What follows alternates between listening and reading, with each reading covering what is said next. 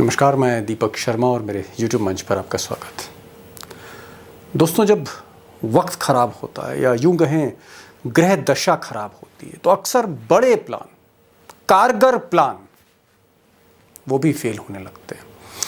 अब जैसे मोदी जी हैं, मोदी जी जल्द ही एक नया प्लान देश के सामने ला रहे हैं, बिग प्लान जिसे बीजेपी कह रही है। और 18 सितंबर को जब विशेष सत्र शुरू होगा संसद का, तब मोदी जी मुमकिन तौर पर देश के आगे इस प्लान को रखेंगे, बिग प्लान को, बड़ा ऐलान।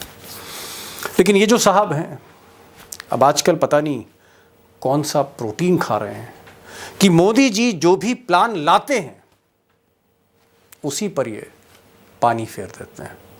अब एक तरफ 18 सितंबर को मोदी जी सरप्राइज देने जा रहे हैं और दूसरी तरफ राहुल गांधी या यूं कहें इंडिया अलायंस मोदी जी से पहले 18 सितंबर से पहले ही मोदी जी को सरप्राइज देने जा रही है। यानी उधर से नहला है तो इधर से दहला है। अब दोस्तों, ये जो सरप्राइज है राहुल गांधी का या आप कह सकते हैं टीम इंडिया का, वो ये है कि पहली बार देश में समूचा विपक्ष 400 सीटों पर बीजेपी से सीधी फाइट करने जा रहा है, डायरेक्ट फाइट करने जा रहा है। आप यूं कह सकते हैं कि एक सीट पर अगर बीजेपी का एक उम्मीदवार है तो उसी सीट पर समूचे विपक्ष का, यूनाइटेड अपोजिशन का एक उम्मीदवार है। 1 वर्सेस 1, मोदी वर्सेस इंडिया कह सकते हैं, या बीजेपी वर्सेस या एनडीए वर्सेस इंडिया। 1 वर्सेस 1, एक बनाम एक। सबसे मजबूत कैंडिडेट जो होगा, जिसको टीम इंडिया चुनेगी, कि जैसे दिल्ली है तो दिल्ली की चांदनी चौक सीट है, ये नई दिल्ली सीट है, वहां पर सबसे मजबूत कैंडिडेट कौन है, इसको कमेटी चुनेगी और कमेटियां बन चुकी हैं और इसको मॉनिटर किया जा रहा है। और वही मजबूत कैंडिडेट बीजेपी के सामने खड़ा होगा।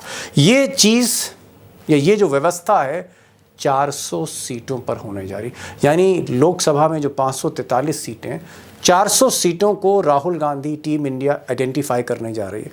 543 में 400 सीटों पर संयुक्त उम्मीदवार होगा। और सबसे बड़ी बात यह है कि ये जो काम है ये होगा नहीं, ये काम शुरू हो गया है, बिजली की गति से शुरू हो गया है। राहुल गांधी मॉनिटर कर रहे हैं, खड़गे इसको मॉनिटर कर रहे हैं, और जितने भी सीनियर लीडर हैं, चाहे वो शरद पवार हों, उद्धव ठाकरे हों, ममता बनर्जी हों, नीतीश हों, लालू हों, तेजस्वी हों, अखिलेश यादव हों, जयंत चौधरी हों, केजरीवाल हों, सबकी सहमति है, सबकी मोहर लग चुकी है। 1 वर्सेस 1 एक ऐसा आप कह सकते हैं दांव है जैसे मोदी और शाह घबराए। 1 वर्सेस 1। अब जो विपक्ष कभी 200 सीट पर एकजुट होकर नहीं लड़ता था, आपस ही में लड़ जाता था, और इस डिवाइड एंड रूल का फायदा मोदी जी की पार्टी उठा रही थी। वही विपक्ष 200 नहीं, 300 नहीं, 400 सीटों पर लड़ने की तैयारी कर रहा है। और अगर 400 सीटों पर विपक्ष लड़ता है 2024 का चुनाव, तो दोस्तों एक बात जान लीजिए, और ये मैं बात प्योर अरिथमेटिक के आधार पे कह रहा हूँ, प्योर आंकड़े के आधार पे कह रहा हूँ, साइंटिफिक पॉलिटिकल साइंस के आधार पे कह रहा हूँ, कि अगर समूचा विपक्ष 400 सीट पर इकट्ठा लड़ा, एकजुट होकर लड़ा बीजेपी के खिलाफ, तो बहुत मुश्किल है कि मोदी जी की नाव 2024 में किनारे लग पाए। समुंदर में नाव को लेके बड़े मजे कर रहे हैं मोदी जी, क्योंकि मोदी जी ने अभी लहर देखी नहीं। जब सुनामी आएगी, ये लहर देखी नहीं अभी तक उन्होंने, सुनामी आएगी। ये जो लहर है पहले टूट के आती है, इस बार वो लहर कंबाइन होके आएगी। और जब कंबाइन होके आएगी कि 400 में से 300 से ऊपर सीटें कहीं नहीं गई है इंडिया की, लिख लीजिए मेरे से आप। अब दोस्तों, मोदी जी इस संयुक्त विपक्ष से, यूनाइटेड अपोजिशन से, सारी पार्टियां, देश का समूचा विपक्ष, सारे विपक्ष के मुख्यमंत्री, अगर ये सब एक होते हैं तो इससे मोदी जी क्यों घबरा रहे हैं? दरअसल इसके पीछे बहुत सिंपल अरिथमेटिक है, स्टैटिस्टिक्स की, पॉलिटिकल साइंस की बहुत सिंपल अरिथमेटिक है। और उस अरिथमेटिक को मोदी जी के चाणक्य भी समझ रहे हैं, जेपी नड्डा भी समझ रहे हैं, आरएसएस के मोहन भागवत भी समझ रहे हैं, मोदी जी भी समझ रहे हैं, समूचा भाजपा परिवार समझ रहा है कि ये जो विपक्ष है अगर एक साथ आया तो इसके पास वोट ज़्यादा है, इसके पास 60% से वोट ज़्यादा है। राहुल गांधी ने भी कहा था कि 60% वोट हमारे पास है, अरिथमेटिक हमारे पास है, केमिस्ट्री हम अच्छी करना चाहते हैं। तो ये जो 63% वोट है जो स्टैटिस्टिक्स कहती 2019 की, अगर इसको 63% को अगर आप 3-4% कम भी कर दीजिए और बीजेपी के 4% 5% बढ़ा भी दीजिए तो भी अंतर है। और इस अंतर को मोदी जी समझ रहे हैं कि अगर ये 60% एकजुट हुआ, 1 वर्सेस 1 हुआ, तो फिर कोई गणित साथ नहीं देगी। ये मोदी जी जान रहे हैं। अब जाहिर तौर पर एक ही विकल्प है, इस विपक्ष को तोड़ना, डिवाइड देम एंड रूल, इसको बांटो और राज करो। ये विपक्ष कैसे टूट सकता है? अब कोई मुझे आज बता रहा था कि शरद पवार को घेरने की कोशिश हो रही है, इस बुढ़ापे में उस बुजुर्ग आदमी को, भतीजा उससे छीन लिया, कई साथी जो हैं वो शरद पवार से छीन लिए, बेटी को भी कहीं ना कहीं अपनी तरफ लाने की कोशिश कर रहे हैं अमित शाह और मोदी जी, शरद पवार की बेटी को। और शरद पवार टस से मस नहीं हो रहे। उनका कहना है कि नहीं, मैं किसी भी सूरत में मोदी के साथ नहीं बातचीत कर सकता हूँ। वो संविधान बचाने की बात शरद पवार कर रहे हैं। लेकिन आज क्या हुआ? आज शरद पवार के जो भतीजे अजीत पवार, जो इस वक्त मोदी जी के गोद में बैठे हैं, उनको एक स्कैम के मामले में, एक बहुत बड़े भ्रष्टाचार के मामले में ईडी जो जांच कर रही थी, उनके भतीजे को तो बचा लिया क्योंकि मोदी जी के गोद में बैठे हैं, लेकिन शरद पवार के कई साथियों को चार्जशीट किया गया। और ये जो संजय मिश्रा साहब हैं, अलादीन जिनको मैं कहता हूं मोदी जी का, इनके पास अभी भी 15 दिन हैं, 15 दिन ये और ईडी की कुर्सी पर बैठे हुए हैं। और लोग ऐसा कह रहे हैं, कोई स्पष्ट मेरे पास साक्ष्य नहीं है, लेकिन लोग ऐसा कह रहे हैं, सत्ता के गलियारे में बात की जा रही कि इन 15 दिनों में 3 मुख्यमंत्री, देश के 3 मुख्यमंत्री रडार पर हैं। 2 मुख्यमंत्रियों के तो यहाँ बाकायदा पूछताछ हो रही, घेराबंदी हो रही, जिसमें छत्तीसगढ़ के मुख्यमंत्री भूपेश बघेल हैं, झारखंड के मुख्यमंत्री हेमंत सोरेन हैं। कई मुख्यमंत्रियों को जो विपक्ष के हैं उनको जेल भेजने की तैयारी इन 15 दिनों में। और इससे भी बड़ी बात है कि जो ऑपरेशन जेल है ईडी का, G20 के समिट खत्म होने के बाद, यानी 10 तारीख के बाद, जब बाइडेन जैसे तमाम राष्ट्राध्यक्ष, दुनिया भर के नेता लौट जाएंगे दिल्ली से, तो संजय मिश्रा अपना ऑपरेशन शुरू करेंगे। तो उसका भी इंतज़ार है। लेकिन सबसे जो बड़ी बात है वो ये है कि चाहे केजरीवाल हों, चाहे नीतीश कुमार हों, चाहे हेमंत सोरेन हों, चाहे भूपेश बघेल हों, अब वक्त निकल गया है। इनको जेल भेजने का मतलब है कि आप इनको नायक बना रहे हैं, हीरो बना रहे हैं। जनता फिर इनके साथ खड़ी हो जाएगी, क्योंकि मोदी जी ने अब जो समय है वो उनके हाथ से निकल गया है। It's too late. अब कोई ऑपरेशन कामयाब होने वाला नहीं, उल्टा असर होगा, ये इंडिया अलायंस का मानना है। अब दोस्तों, मोदी जी का जो बड़ा प्लान है वो प्लान क्या है, और उस प्लान से पहले राहुल गांधी इसको काउंटर कैसे करने जा रहे हैं।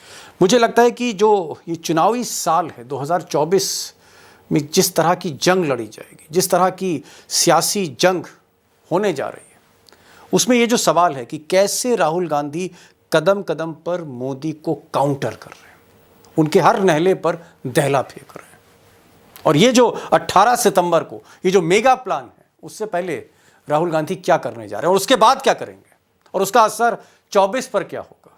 क्या मोदी जी की नाव वाकई डगमगा जाएगी? जिस तरह के पैतरे, जिस तरह की चाल राहुल और टीम इंडिया खेलने जा रही है, इसको डाइसेक्ट करने की आज मैं कोशिश करूंगा, इसका जवाब देने की आपको कोशिश करूंगा। टाइगर अशोक वानखेड़े आज महाराष्ट्र भ्रमण पर हैं और अकोला शहर में, और वहाँ से हमारे साथ सीधे लाइव छोड़ रहे हैं। इस सवाल को समझने की कोशिश करते हैं, और ये सवाल अगर दोस्तों आप समझेंगे तो जो तस्वीर है, जो पर्दे के पीछे तलवारें खिंची हुई हैं, उस जंग को आप और साफ देख सकेंगे कि होने क्या जा रहा है 24 में। सीधे चलते हैं टाइगर के पास, महाराष्ट्र अकोला। टाइगर, जो पहला सवाल ये है कि जिस तरह से एक फील्डिंग सजाई है राहुल गांधी ने, खड़गे साहब ने, ममता बनर्जी ने, या फिर केजरीवाल कह लीजिए, लालू है, नीतीश कुमार है, ये सब अब 400 सीट पर लड़ने जा रहे हैं।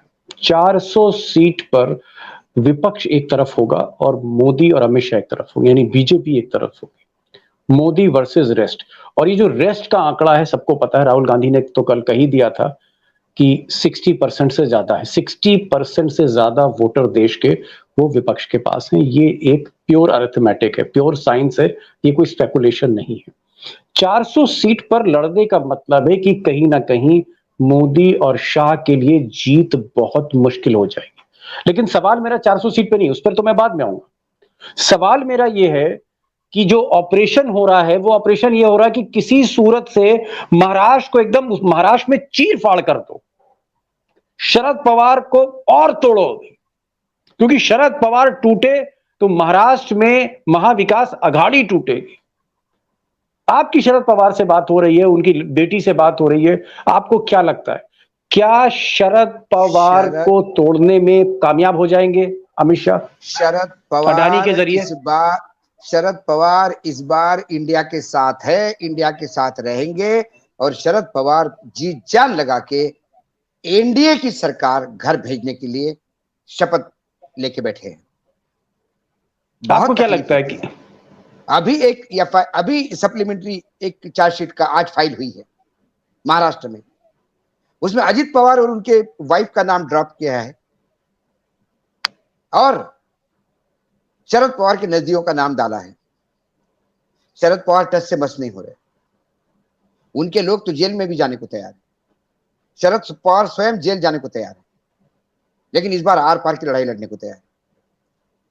इस बार बहुत आगे निकल चुके हैं, अब शरद पवार के लिए यू टर्न का सवाल ही नहीं उठता। कुछ भी हो जाए, शरद पवार इंडिया के साथ है, इंडिया के साथ रहेंगे, और महाविकास आघाड़ी महाराष्ट्र में बुरी हालत में भी 48 में से 42 सीटें लेके जाएगी। 42 लिख लीजिए, या क्या कह रहे हैं, 42 42 लिख लीजिए आप। टाइगर 42 मतलब 42 होता है, 48 में 42। मैं अभी महाराष्ट्र में हूँ, मैं अकोला में हूँ, नागपुर से मैं अकोला शिफ्ट हो गया आज। कल मैं अमरावती होते हुए फिर नागपुर पहुंच के आऊंगा, लेकिन मैं तो बता रहा हूं, आप ब्रेकिंग न्यूज नहीं सुना रहे हैं, मैं तो कहूंगा बुरी न्यूज सुना रहे हैं आप मोदी और शाह के लिए। आप कह रहा था कि बीजेपी सिंगल यूनिट पे रहेगी, और जितनी ये लोग शरद पवार को, शिवसेना को, कांग्रेस को तकलीफ देने का प्रयास करेंगे, उतना जनमानस पूरी ताकत के साथ इन लोगों के साथ खड़ा हो रहा है। अब ये महाराष्ट्र में गुजराती वर्सेस मराठी लड़ाई हो गई है, गुजराती वर्सेस मराठी सीधी लड़ाई, मराठी सेंटीमेंट, मराठी अस्मिता की लड़ाई है। बाबा साहेब आंबेडकर का संविधान बदलना चाहता है पूरा दलित, पूरा पिछड़ा जी जान लगा के बैठा है कि संविधान बचाना है। आपको लग रहा है, चलिए ये तो महाराष्ट्र के आपने बताया, आप बहुत कॉन्फिडेंट हैं, और मैं, क्योंकि आप महाराष्ट्र को अपनी हथेली की तरह जानते हैं, लगातार आप महाराष्ट्र में सबके संपर्क में हैं, और आप समानांतर तौर पे हर जिले में आप भ्रमण करते रहते हैं, तो इसलिए मैं आपको तवज्जो दे रहा हूं। पहले भी आपके प्रेडिक्शन जो कर्नाटक में थे, हिमाचल में जो आपने कहे थे वहां के दौरों के बाद, तो सही निकले थे। तो मैं इसलिए थोड़ा सा आपको एक 42 या 40 तो मान ही रहा हूं। मैं ये समझ रहा हूं आपके मतलब से टाइगर कि महाराष्ट्र में हालत खराब है मोदी और शाह की, और आपका जो कहना है कि मराठी वर्सेस गुजराती है। चलिए, एक अस्मिता, एक सेंटिमेंट्स वहां पर हो गए हैं, जिसका एडवांटेज उद्धव ठाकरे और शरद पवार, जो दो मराठी पार्टी हैं, महाराष्ट्र की पार्टी है, उनको मिलेगा। लेकिन अगर हम राजस्थान, मध्य प्रदेश, छत्तीसगढ़ देखते हैं, पिछली बार राजस्थान भी बीजेपी हार गई थी विधानसभा का चुनाव, पिछली बार महाराष्ट्र, मध्य प्रदेश भी हाथ से निकल गया था मोदी जी के, और छत्तीसगढ़ भी निकल गया था। लेकिन हमने टाइगर देखा, जब लोकसभा का चुनाव हुआ तो मोदी का चेहरा बिक गया, स्वीप किया, सारी सीटें वो राजस्थान में जीत ले गए मोदी जी, मध्य प्रदेश में एक सीट छोड़ दी तो सारी सीटें जीत ले गए। तो आपको लगता है कि क्या इस बार भी अगर राजस्थान बीजेपी हारती है, मध्य प्रदेश बीजेपी हारती है, तो लोकसभा जीत जाएगी? मोदी मैजिक कंटिन्यूज, जैसा कि दावा कर रहे हैं लोग। There was no Modi magic Deepak ji, there was only Modi jugaad. Pulwama का खेल नहीं होता, एयर स्ट्राइक का तड़का नहीं लगता, तो शायद रिजल्ट ऐसे नहीं आते। पूरा देश सरकार के पीछे खड़ा था, क्योंकि पाकिस्तान ने इतनी बड़ी बड़ी जरूरत की थी, ऐसा बताया गया है। पूरा देश आहत था, 40 से ज्यादा लोग शहीद हुए थे, घर में घुस के मारा था पाकिस्तान ने, तो पाकिस्तान के घर में घुस को मारना है, इसलिए लोग सेंटिमेंटल, इमोशनल हो गए थे। इसके बाद ये तो एक वन ऑफ द फैक्टर्स हो गया। दूसरा फैक्टर देखिए, कांग्रेस सत्ता में आई, बाय डिफॉल्ट आई, क्योंकि एंटी इनकम्बेंसी और मिसरूल ऑफ बीजेपी खासकर छत्तीसगढ़ और मध्य प्रदेश में इतना जबरदस्त था कि वहां पे सत्ता परिवर्तन होना ही था।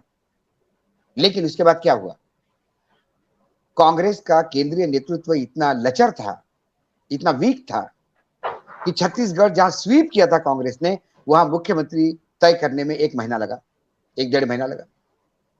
राजस्थान में भी ऐसे ही झगड़े हुए। मध्य प्रदेश में सरकार बनी, लेकिन वो सरकार टूट पड़ी क्योंकि लोग नाराज थे। केंद्रीय नेतृत्व कमजोर होता है तो क्षेत्रीय क्षेत्र मुंह खोलना शुरू कर देते हैं। लेकिन 2019 और 2024 में नर्मदा और महानदी में बहुत पानी बहा है इन दोनों राज्यों में।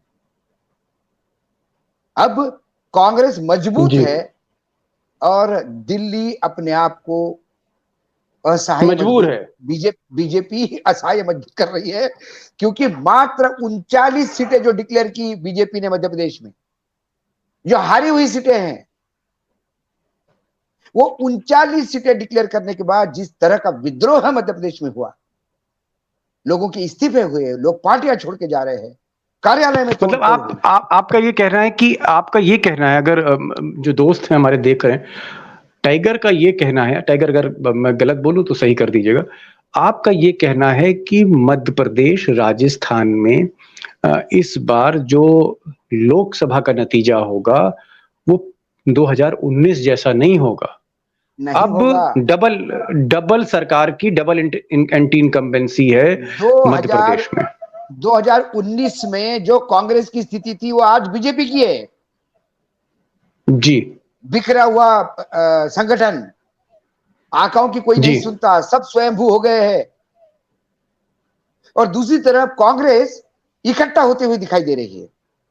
तो आपको लगता नहीं कि चंद्रायन जब 3 चांद पे पहुंचा और मोदी जी एकदम से स्क्रीन पे अवतरित हुए और लोगों ने कहा सब मोदी है तो मुमकिन है, ये जो चांद पर पहुंचे हैं 75 साल लग गया, क्या इसका फायदा नहीं मिलेगा चंद्रायन का? मोदी जी को फायदा नहीं मिलेगा? G20 का फायदा नहीं मिलेगा उनको?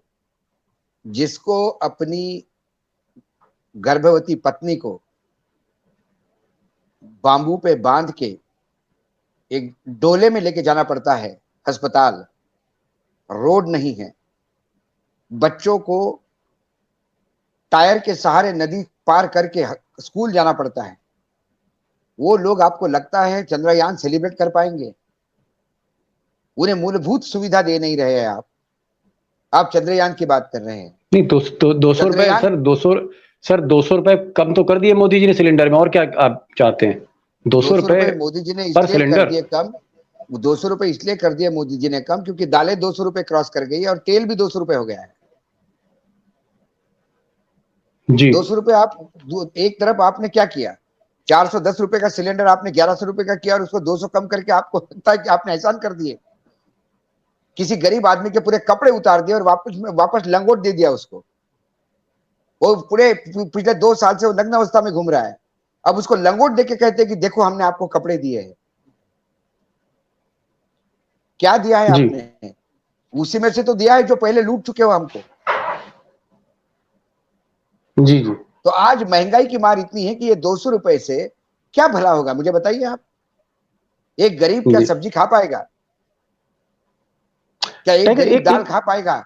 चलिए ठीक है 5 किलो अनाज तो आप दे देते हो, तेल अनाज बाकी सामान जो लगता है वो। आपका जो इशारा है वो ये है कि भाई एंटी इनकम्बेंसी है, महंगाई है, बेरोजगारी है। एक 2 सेकंड एक गणित में समझाऊंगा, छोटा गणित, सिर्फ 30 सेकंड लूंगा, ज्यादा टाइम नहीं जी, क्योंकि आपको बहुत जल्दी 2020 होता है आपका। मैं लेकिन बताऊं जी, हमारे देश में बीपीएल की कैटेगरी मानी जाती है जो 27,000 रुपए साल की जिसकी फैमिली की इनकम है, वो बीपीएल बिलो पॉवर्टी लाइन। जी, बिलो पॉवर्टी लाइन। तो महीने का उसका इनकम 2,225 रुपए होता है। यदि बीपीएल वाले को सिलेंडर महीने में आप 700 रुपए का दे रहे हैं तो उसके कमाई का 1/3 सिर्फ गैस सिलेंडर में जा रहा है। क्या आपको लगता है कि कोई ऐसा परिवार है जो अपने कमाई का 1/3 गैस सिलेंडर में देगा?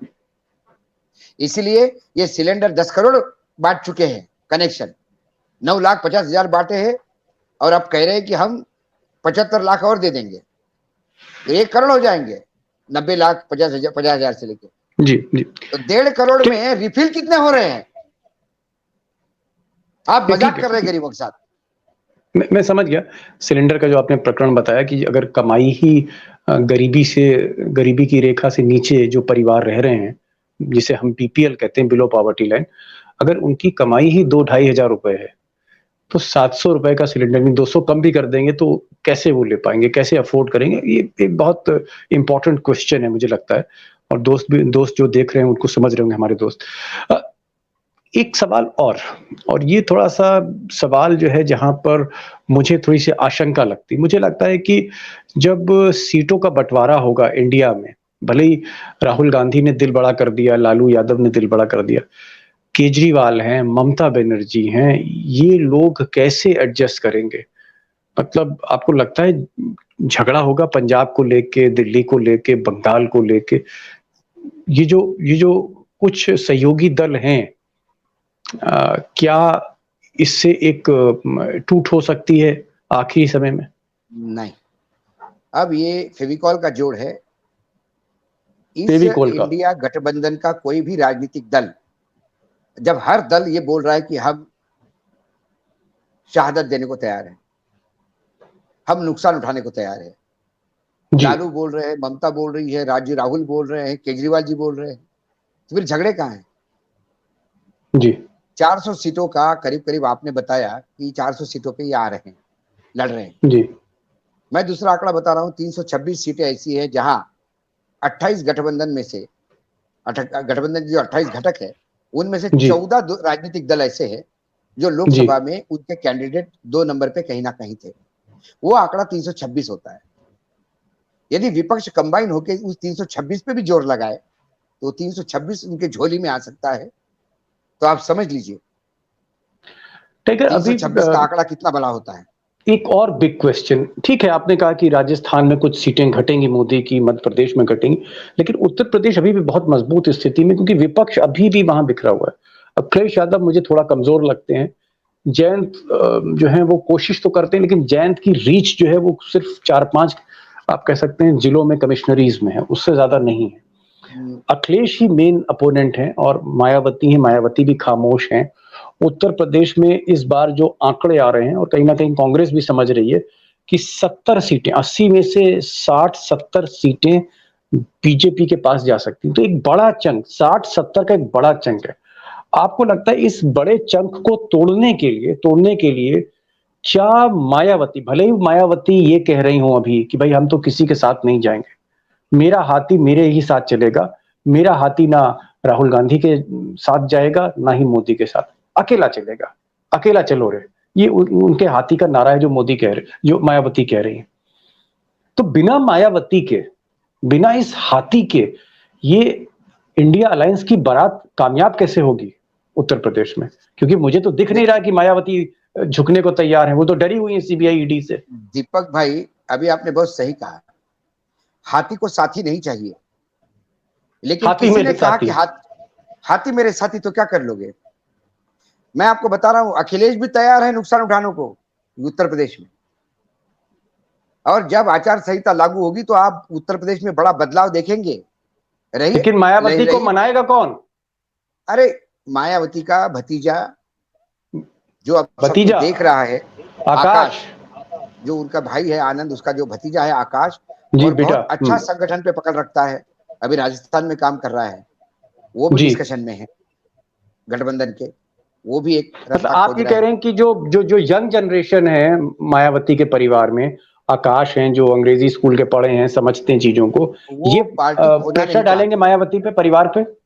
बिल्कुल परिवार पे प्रेशर डालेगा, और परिवार पे मतलब पार्टी यदि बचानी है, पार्टी का वजूद 26% से पार्टी 12% पे आ गई, ऐसी ही करती रहेगी तो 2% पे जाएगी, ऐसी कांग्रेस 2.5% पे आई है। दूसरी बात, जो जयंत चौधरी की बात आपने कही, जयंत जी, चौधरी उत्तर प्रदेश के राजनीति में खाने में नमक की स्थिति रखते हैं स्वादानुसार। यदि जयंत चौधरी साथ दे, नमक ठीक ठाक हो, तो खाने का स्वाद ऐसा बढ़ेगा कि उंगलियां चाटते रह जाओगे।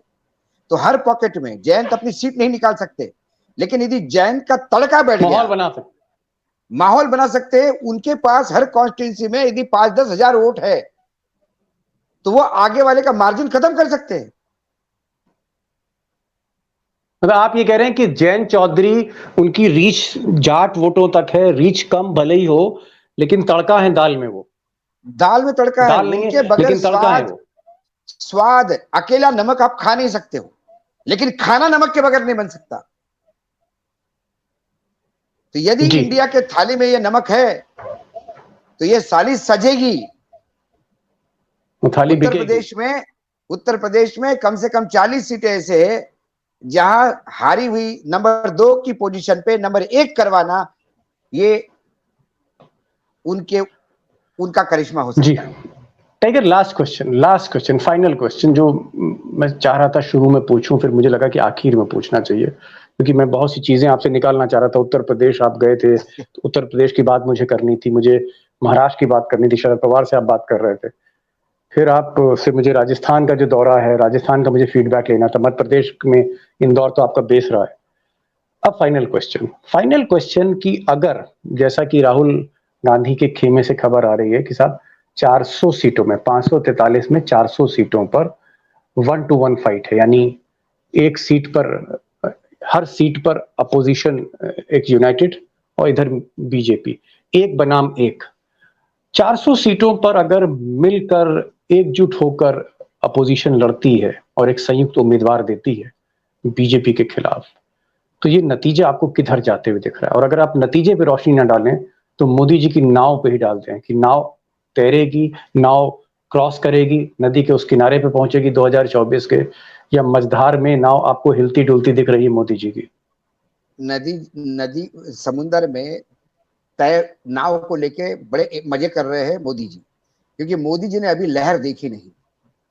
जब ये लहर नहीं सुनामी देखी। आएगी, ये लहर देखी नहीं अभी तक उन्होंने, सुनामी आएगी। ये जो लहर है पहले टूट टूट के आती है, इस बार वो लहर कंबाइन होके आएगी, और जब कंबाइन होके आएगी कि 400 में से 300 से ऊपर सीटें कहीं नहीं गई है इंडिया की, लिख लीजिए मेरे से आप, जी, और अगर 300 मोदी जी प्लस चुनाव ही जल्दी सीटें करा होंगी। दें, चुनाव जल्दी करा दें, फिर क्या होगा? अब तैयारी है इंडिया अब की? इंडिया अब इंडिया बिल्कुल तैयारी है। आपको क्या लगता है मोदी जी का मास्टर स्ट्रोक कभी भी रात को 3 बजे उठ के बोल सकते हैं कि चुनाव मैंने लोकसभा बंद कर दी? गठबंधन पूरी तरह से तैयार है। अब मोदी जी को भी पिछले 10 साल से लोग आंक रहे हैं, समझ गए हैं मोदी जी क्या करना है। और केजरीवाल जैसे लोग और नीतीश कुमार जैसे लोग हैं, ये नरेंद्र मोदी की अगली चाल को एडवांस में समझ जाते हैं। जी यही कारण है कि पूरा एड़ी चोटी का जेर लगाने के बाद भी दिल्ली कब्जा नहीं कर पाए मोदी जी, क्योंकि मोदी जी का तीसरी सोच जहां बार खत्म होता शपथ है वहां होगी कि नहीं? केजरीवाल का सोच शुरू होता है। Tiger, objective question, last question, अब इतनी हम लोग ने बात कर ही ली है, तीसरी बार मई 2024 में, या इलेक्शन अगर जल्दी भी हो जाता है, क्या 2024 में नरेंद्र दामोदर दास मोदी इस देश में तीसरी बार राष्ट्रपति भवन जाएंगे, शपथ लेंगे, वहां से लौट के फिर 7 लोक कल्याण मार्ग पे आएंगे, फिर साउथ ब्लॉक अपने दफ्तर में जाएंगे, फिर पार्लियामेंट का सेशन बुलाएंगे? क्या मोदी तीसरी बार प्रधानमंत्री बनने जा रहे हैं कुछ महीने बाद? सवाल ही नहीं उठता, सवाल ही नहीं उठता। मोदी जी की ये आखिरी पारी है। आखिरी बारी। टाइगर, अब इस पर फिर बहस होगी क्योंकि समय कह रहा है। आपने बस इतना कहा कि आखिरी पारी है, बहुत कॉन्फिडेंस आपके चेहरे पर दिख रहा था कि हाँ, एक फीडबैक आपके पास है। बहरहाल देखते हैं, पहले तो ये विशेष सत्र जो 18 से 22 हो रहा है, उसमें मोदी जी क्या ऐलान करते हैं, कौन सा बड़ा शगुफा है, या वाकई कोई बहुत बड़ी घोषणा वो करने जा रहे हैं जो गेम चेंजर हो सकती, ये हमें देखना हो। कोई ट्रम्प का कार्ड चलना चाह रहे हैं, तुरुप का इक्का चलेंगे, इस पर भी हमारी गेम नजरें हाथ होंगी। से और निकल चुकी है दीपक भाई, गेम हाथ से निकल अब चुकी इक्के नहीं है, चलेंगे, अब नहीं चलेंगे। अब नहीं चलेंगे। टाइगर कह रहे हैं कि गेम हाथ से निकल चुकी है, लोगों ने अब मन बना इक्का। लिया है, लोगों ने मन बना लिया है। लोगों ने, लोगों के, मैंने क्या कहा था कर्नाटक में, अब लोगों ने मन बना लिया है, अब नहीं चाहिए। जी ठीक है टाइगर, देखते हैं। फिर भी मैं 18 तारीख का इंतजार कर रहा हूँ, 18 सितंबर का, कि 18 सितंबर को कौन सी बड़ी घोषणा, क्योंकि विशेष सत्र बड़ा रेयर होता है। टाइगर, आप आए और आपने नागपुर से, आप शायद अकोला में हैं इस वक्त, वहां से आपने समय निकाला हमारे दोस्तों के लिए, और ये जो डेडिकेशन है हमारे दोस्तों के प्रति और दर्शकों के प्रति, मैं बहुत आपका आभारी हूँ उसके लिए। मतलब जितना भी आप कहें, मतलब ये एहसान जो रहता है आपका ना, जो दोस्तों के लिए आप आते हैं, ये जो डिटर्मिनेशन आपका है, मैं सैल्यूट करता हूं इसको कि आप समय निकालते हैं अपने बिजी शेड्यूल से। Thank you so much.